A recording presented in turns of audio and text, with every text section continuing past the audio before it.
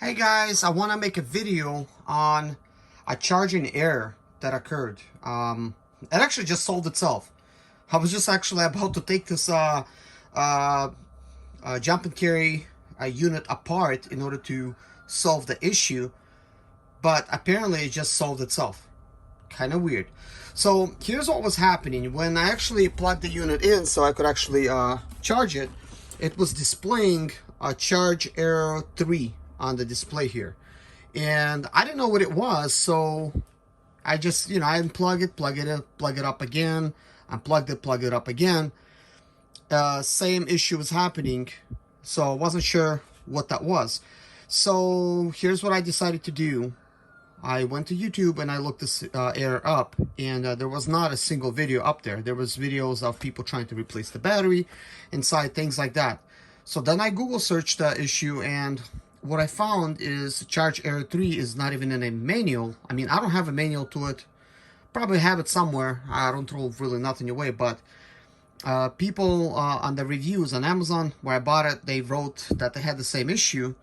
And there were some responses indicating that the charge error 3 could be the result of the battery that's inside here.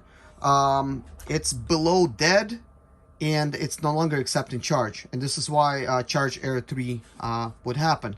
So the fix for that would be to replace the battery, and that would actually solve the issue.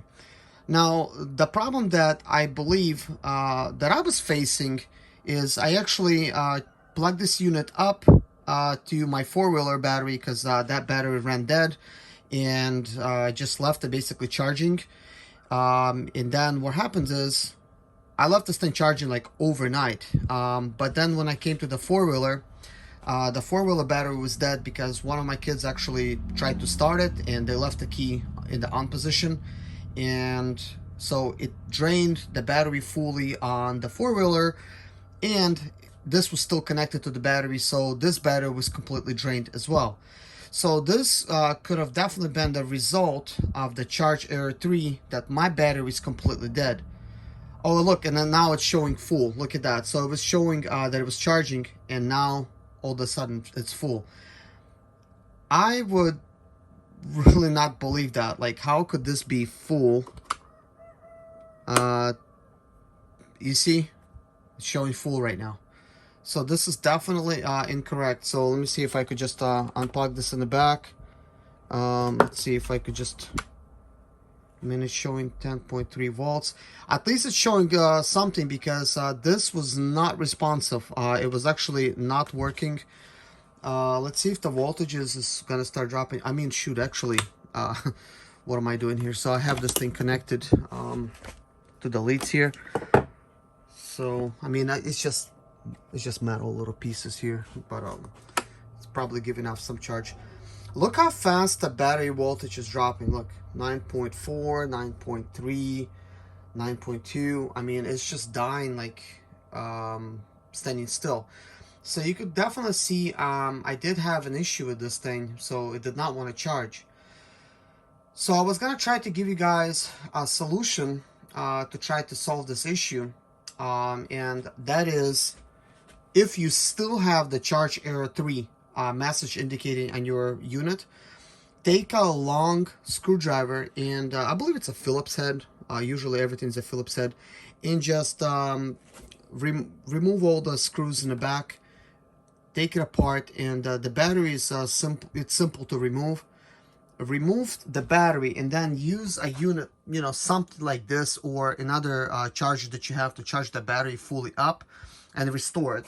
This is my garage, and I restore a lot of different batteries that I have.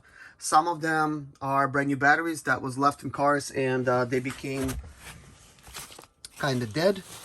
And I was actually able to revive them. I had some issues out of this one.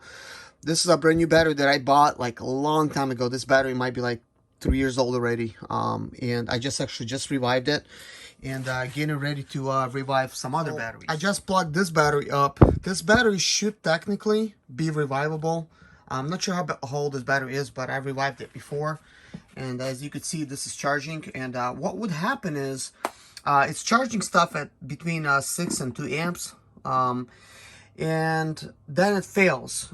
So it goes into kind of like charged and maintaining, even though it is not fully charged.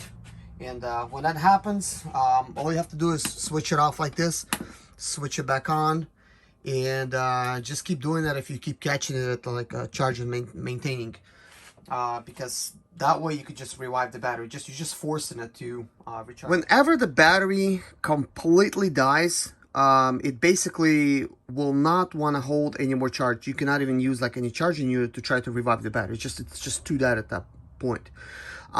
You can kind of trick it by using some other leads and connect it to another battery. That way it could, you know, charge itself up a little bit, and then you could use a unit like this to revive it. But I've always had luck just by simply connecting this unit that I bought at Walmart.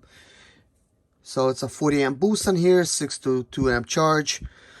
So it's this brand name, and it's been working really good. I've had this thing for many years. As you could tell, it's, you know, you could see it's got some age.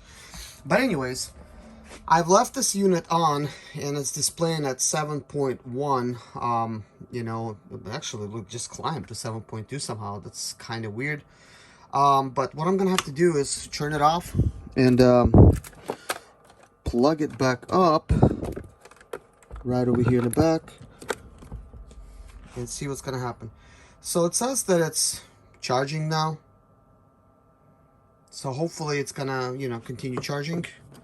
And I'm just gonna have to rehook these leads up. You're always supposed to wrap these things up whenever you're not using them. But anyways, guys, I'm just gonna leave it at that. I mean, here I thought I'm gonna be making a video on taking this unit apart and charging up the battery. I'm so surprised now it's charging. Kind of interesting, which is great. I'm so happy at least it's charging. But it looks like I'm gonna have to do the same idea with this one. Every time it's gonna say that it's fully charged, I'm gonna have to turn it off, well, unplug it, plug it back up again, and just keep forcing the battery to be charged. I mean, there is a possibility that by me leaving the battery, you know, jump pack plugged up, there's a possibility that it maybe made one of the battery cells dead.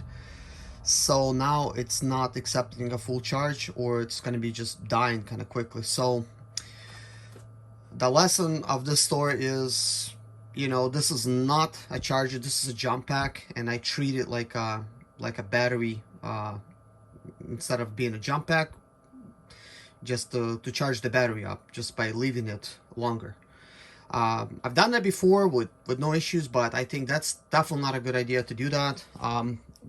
Better idea just to use one of those, just use whatever is designed, you know, to keep it charged, because the result will be the battery possibly is going to get damaged by you plugging it up and just leaving it like that. So anyways, I'll let you guys know the results after I run this thing through a few cycles to see what kind of voltage I'm gonna have, because I should have at least like 12, you know, at the very minimum.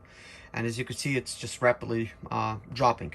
But anyways, guys, so for now, I'll keep you updated. Anyways, guys, as you can see, the battery is fully charged. It is saying full charge. So let's go ahead and actually unplug it in the back. As you can see, the display went off. Turn it on. It's 13.4 volts. Not bad. Here's what I'm going to do, guys. I'm just going to leave it like this on, and I want to see how long it takes for it to drain, and then I just want to recharge the battery back up again, because obviously it's probably not that good. But in order not to waste it, I'm just gonna hook it up to a different battery and see if I could actually use it to charge that battery.